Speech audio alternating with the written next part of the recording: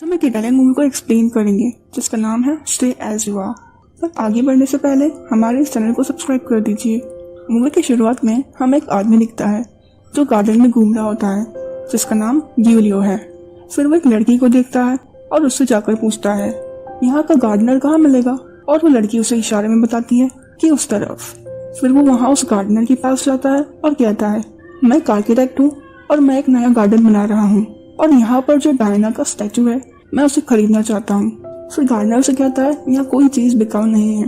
तभी वो लड़की वहाँ से निकलती है जिसे देख गार्डनर उसे कहता है तुम्हारी बस तो छूट गई है, तुम घर कैसे जाओगी। तभी गियोलियो उसे कहता है अगर तुम थोड़ी देर इंतजार करो तो मैं तुम्हें छोड़ दूंगा, और वो चली जाती है। फिर जब गियोलियो अपनी कार लेके निकलता है तो उसे रास्ते में वो लड़की दिखती है जिसे देख वो कार रोक लेता है और उससे कहता है तुम अभी भी आना चाहोगी, और वो लड़की उसकी कार में बैठ जाती है। तभी उनके बीच बात होती है और हमें पता चलता है कि उसका नाम फ्रांसिस्का है। वो एक कॉलेज स्टूडेंट है। फिर वो कहती है मैं आदमियों के हाथ देख के उनके बारे में पता कर लेती हूँ। तभी गियोलियो से कहता है तो मेरे हाथों के बारे में बताओ, और फ्रांसिस्का कहती है तुम्हारे हाथ मुझे छूना चाहते हैं। पर गियोलियो कहता है नहीं ऐसी बात नहीं है। फिर वो अपनी कार को एक जगह रोकता है और कहता है मैं 2 मिनट में आया, मुझे यहाँ किसी से मिलना है। पर फ्रांसिस्का उसके हाथ पकड़ती है और कहती है क्या तुम मुझसे इतना डरते हो, और उसके हाथ पे किस कर लेती है। फिर वो वहाँ से किसी से मिलने जाता है। तब फ्रांसिस्का उसे देख मुस्कुरा रही होती है, और जब वो वापस आता है तो देखता है कि फ्रांसिस्का किसी और से लिफ्ट लेके जा रही है। जब वो अपनी कार के पास पहुँचता है तब उसे वहाँ एक चिट्ठी मिलती है जिसमें फ्रांसिस्का अपना नंबर लिख के गई होती है। फ्रांसिस्का उसे अपने घर बुलाती है और वो दोनों इंटीमेट होते हैं। फिर वो काफी बातें करते हैं और आखिर में एक दूसरे का नाम पूछते हैं। फिर गियोलियो वहाँ से चला जाता है। अगले दिन गियोलियो अपने बचपन के दोस्त से मिलने रेस्टोरेंट में जाता है। उन दोनों में बात होती है और हमें पता चलता है कि वो शादीशुदा है और वो अपनी शादी से खुश नहीं है और उसे एक बेटी भी है। और जब वो बातें कर रहे होते हैं तब वहाँ फ्रांसिस्का अपने दोस्तों के साथ आती है। वो गियोलियो को हेलो कहकर चली जाती है। तभी उसका फ्रेंड पूछता है तुम उसे जानते हो, और वो कहता है बस 1 दिन से। तभी उसका दोस्त उसे बताता है कि ये तुम्हारी पहली गर्लफ्रेंड फ्लोरा की बेटी है और फ्लोरा 5 साल पहले मर चुकी है। जिसे सुन वो दुखी हो जाता है। फिर उसका दोस्त कहता है ये फ्लोरा से भी खूबसूरत है, पर मुझे दुख है ये तुम पे नहीं गई। जिसे सुन गियोलियो पूछता है ऐसा क्यों। तो वो कहता है मुझे नहीं पता ये अफवाह है या सच, पर फ्लोरा के दोस्त का कहना था कि उसके पेट में जो बच्चा था वो तुम्हारा था। पर गियोलियो इस बात को इग्नोर करते हुए कहता है जब हम अलग हुए थे उसके 1 मंथ बाद ही फ्लोरा ने शादी कर ली थी, ये मेरी बेटी नहीं है। फिर वो इस बात को कंफर्म करने के लिए फ्लोरा के दोस्त से मिलने जाता है और वो लेडी उसे बताती है कि फ्रांसिस्का का जन्म फ्लोरा की शादी के 7 मंथ बाद हुआ था। फिर वो पूछता है क्या तुम्हें फ्लोरा ने कुछ बताया था। तो वो कहती है मैंने उससे पूछा था एक बार, पर उसने बस एक स्माइल दी थी। आगे हम देखते हैं गियोलियो, फ्रांसिस्का और उसके दोस्त रेस्टोरेंट में बैठे थे। तभी फ्रांसिस्का उसकी फ्रेंड को इशारा करके वहाँ से जाने को कहती है। फिर जब वो साथ में होता है तो फ्रांसिस्का उससे पूछती है तो मुझे इग्नोर क्यों कर रहे हो, मैं पसंद नहीं हूँ। और गियोलियो कहता है ऐसा नहीं है, पर मैं तुमसे काफी बड़ा हूँ, मैं शादीशुदा हूँ, मेरी तुम्हारी एज की बेटी भी है और काफी जिम्मेदारियां भी हैं। फिर वो उसे घर छोड़ने जाता है और उसे कहता है मैं कल यहाँ से वापस जा रहा हूँ, और वहाँ से चलने लगता है। फिर वो अपने घर पहुँचता है जहाँ वो अपनी बीवी से मिलता है और हमें पता चलता है कि उसकी बीवी उससे खुश नहीं है। फिर वहाँ उसकी बेटी अलेक्जेंड्रा आती है और कहती है मैं प्रेग्नेंट हूँ।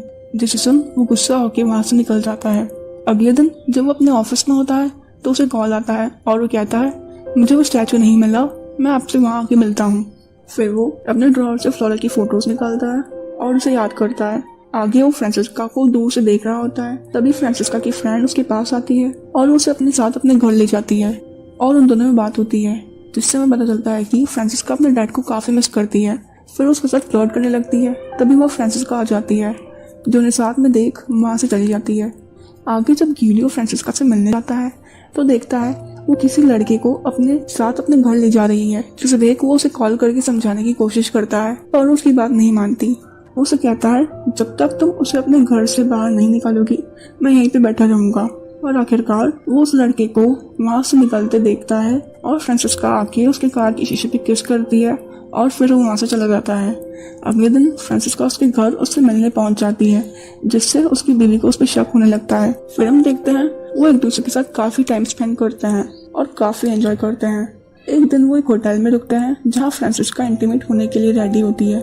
तभी वो वॉशरूम का बहाना बनाकर वहाँ से निकल जाता है क्योंकि उसके मन में कहीं ना कहीं गिल्टी फील हो रहा होता है। आगे वो फ्रांसिस्का से मिलने जाता है और कहता है, मैं और तुम्हारी मॉम एक दूसरे से प्यार करते थे।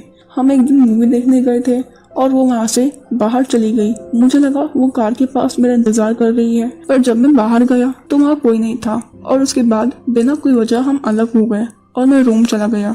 पर जब मैं यहाँ आया तो मुझे लोगों ने बताया कि शायद तुम मेरी बेटी हो।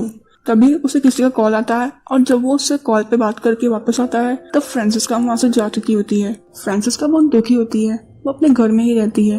गिलियो उसे काफी बार कॉल करता है पर वो उसका कॉल नहीं उठाती।